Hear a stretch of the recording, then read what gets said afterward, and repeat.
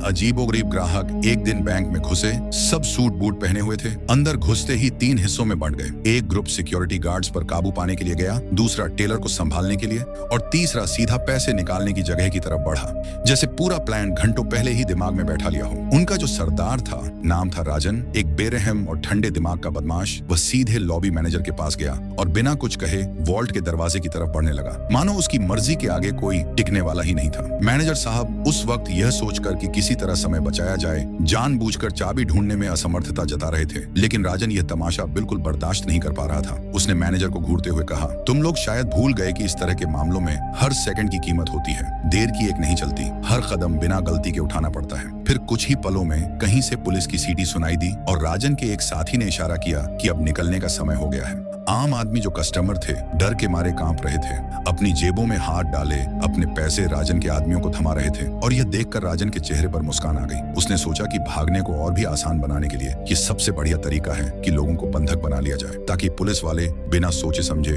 गोली न चला सके। दूसरी तरफ राजन के जिन आदमियों के हाथ में टॉमसन सब मशीन गन थी, उन्होंने अंधाधुंध गोलियों की बौछार कर दी। पुलिस बेबस खड़ी रह गई और देखती रही कि वह आराम से निकल जाते हैं। पूरी लूट खत्म होने में 100 सेकंड से भी कम वक्त लगा। बस दम लेते लेते सब खत्म हो गया। और यह राजन कोई और नहीं बल्कि उस जमाने का सबसे कुख्यात ठग था, जिसका नाम सुनते ही लोगों के होश उड़ जाते थे। हालांकि बाद में पता चला कि यह असल में 1933 की बात है। अमेरिका में मंदी का दौर अपने चरम पर था। बेरोजगारी ने लोगों का दिमाग खराब कर रखा था और बहुत सारे लोग अपनी मजबूरी में जुर्म के रास्ते पर आ रहे थे।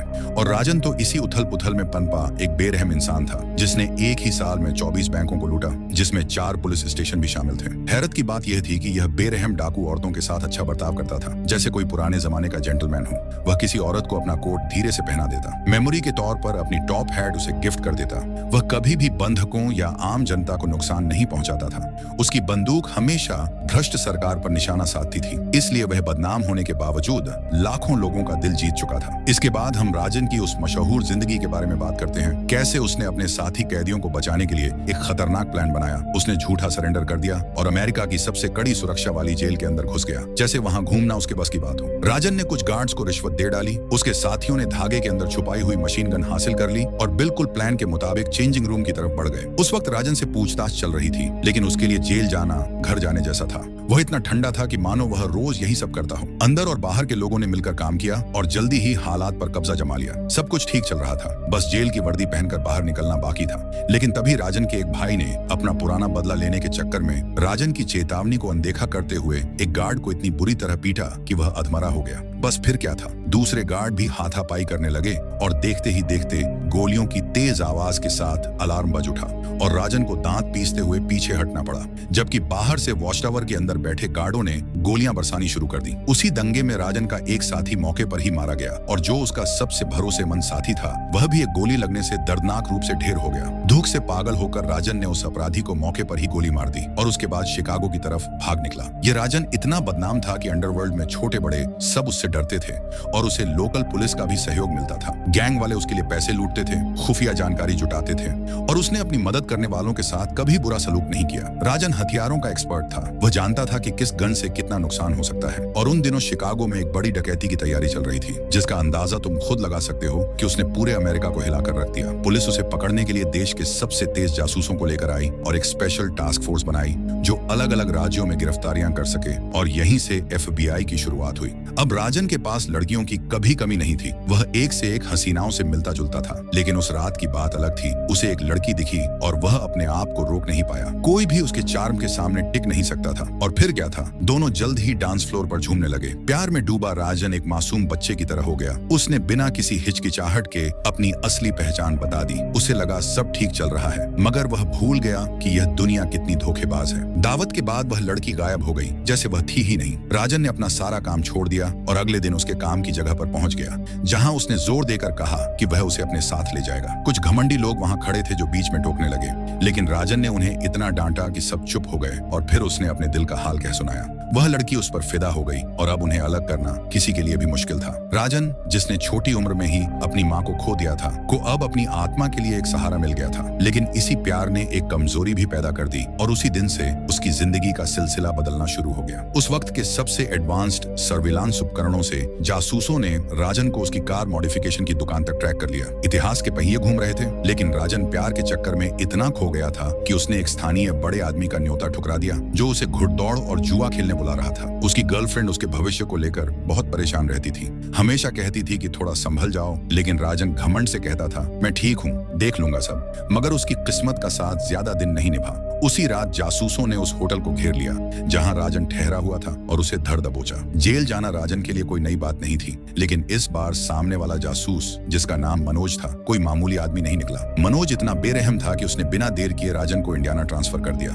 यह राजन का अपना इलाका था, लेकिन यहाँ वह जेल भी थी जहाँ बिजली की कुर्सी से मौत की सजा अब तक बाकी थी, और मनोज यही चाहता था कि राजन की रूह तक मिट जाए। वह राजन की इज्जत बर्बाद करने पर तुला हुआ था, लेकिन उसने यह समझने की भूल कर दी कि इस इलाके में राजन का कितना असर था। जब राजन हवाई अड्डे पर उतरा तो लोगों की भीड़ उमड़ पड़ी। मजदूर और आम लोग अपनी लाइटें लहरा रहे थे और राजन राजन के नारे लगा रहे थे। मंदी के उस दौर ने उन्हें इतना तोड़ा था कि राजन उनके लिए हीरो बन गया था, वह शख्स जिसने हुकूमत के सामने अपनी बात रखने की हिम्मत जुटाई। लेकिन मनोज कोई नेक आदमी नहीं था। उसने अपने तरीके से राजन को नीचा दिखाने की साजिश रची। रिपोर्टर राजन के चारों तरफ जमा हो गए और राजन, जैसे कोई फिल्मी सितारा हो, हल्के मजाक में सवालों के जवाब दे रहा था। उसके चेहरे पर कहीं कोई डर या निराशा नहीं थी, बल्कि पूरा ठहाका था। वह असली बेरहम सरदार का रूप दिखा रहा था। अगले ही दिन इलाके के सबसे मशहूर वकील ने राजन से मुलाकात की और अपनी शानदार दलीलों से 7 दिन की सजा को 1 महीने तक बढ़वा दिया, ताकि राजन को भागने के लिए काफी समय मिल जाए। मनोज ने जेल के कई गार्ड बदल डाले थे, लेकिन उसने राजन के कनेक्शंस को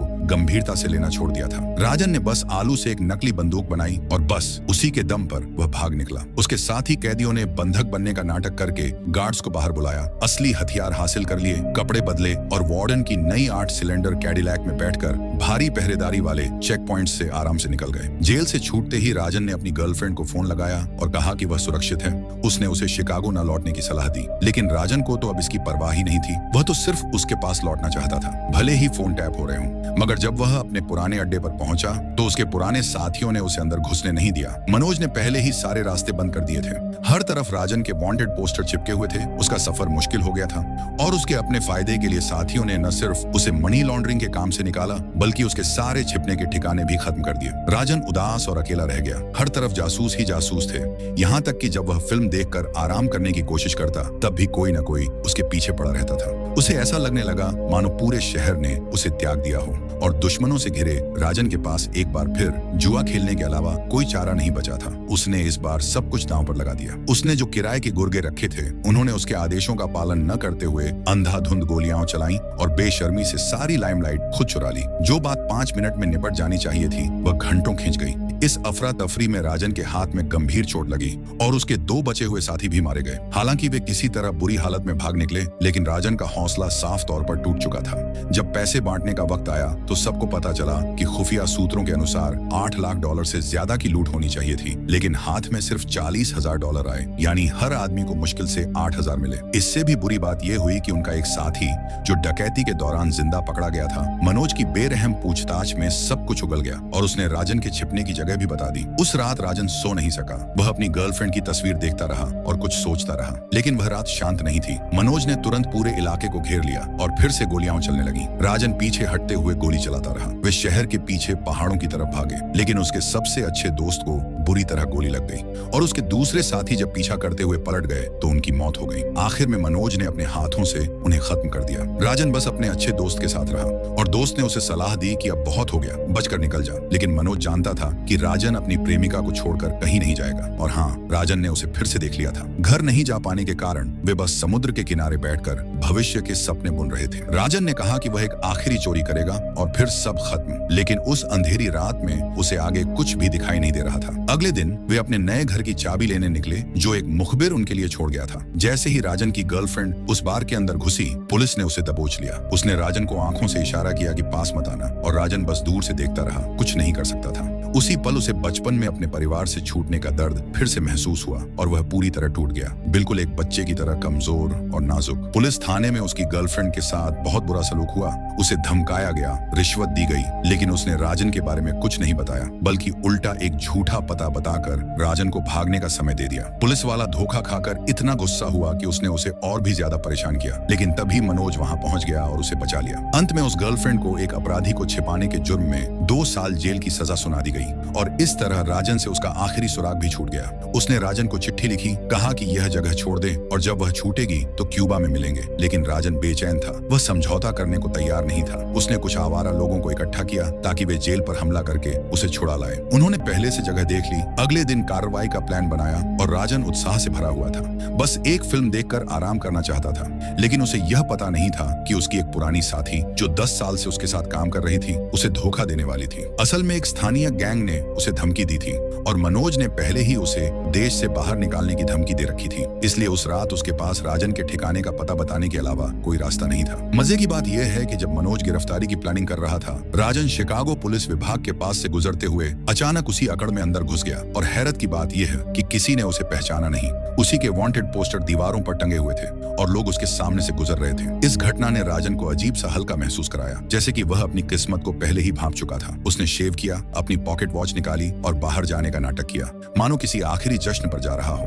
मनोज और उसके आदमियों ने पूरे थिएटर को घेर लिया। हर तरफ बंदूकें तैनात थीं। वह कोई गलती नहीं चाहते थे, लेकिन राजन फिल्म की कहानी में इतना खो गया था कि जब स्क्रीन पर हीरो को गिरफ्तार होते देखा तो उसकी आंखों में आंसू भर आए और साथ ही उसने राहत की सांस भी ली। फिल्म खत्म होते ही पुलिस ऑफिसरों ने भीड़ में राजन को तलाशना शुरू किया और जैसे ही उसने अपनी बंदूक निकालने की कोशिश की, एक अनुभवी जासूस ने बिना सोचे गोली चला दी। गोली की आवाज रात को चीरती हुई निकली और राजन वहीं भीड़ के बीच गिर पड़ा। मरते हुए उसने एक ही बात कही और बूढ़ा जासूस सुनने के लिए उसके करीब गया। भीड़ ने तुरंत पहचान लिया कि यह गिरा हुआ शख्स कोई और नहीं, उनका हीरो राजन है। पूरी सड़क लोगों से पट गई और लोगों ने फ्लेयर्स जलाकर उसे श्रद्धांजलि दी। चश्मदीदों के अनुसार राजन की मौत के बाद उसके शव को मुर्दाघर में सबके सामने रखा गया और लगभग 15,000 लोगों ने उसके बचे हुए शरीर को देखा। इस तरह अंडरवर्ल्ड के एक बड़े नाम का अंत हो गया। कुछ दिनों बाद वह बूढ़ा जासूस चुपके से जेल गया और राजन के आखिरी शब्द उसकी गर्लफ्रेंड को सुना गए। वह सुनकर फूट फूट कर रो पड़ी। वही गाना ब्लैकबर्ड जो उस रात बार में बज रहा था जब वे पहली बार मिले थे। बिली 2 साल बाद जेल से छूटी और उसने अपनी बाकी जिंदगी इंडियाना में अकेले गुजार दी और इसी के साथ ये कहानी यहीं समाप्त हो जाती है।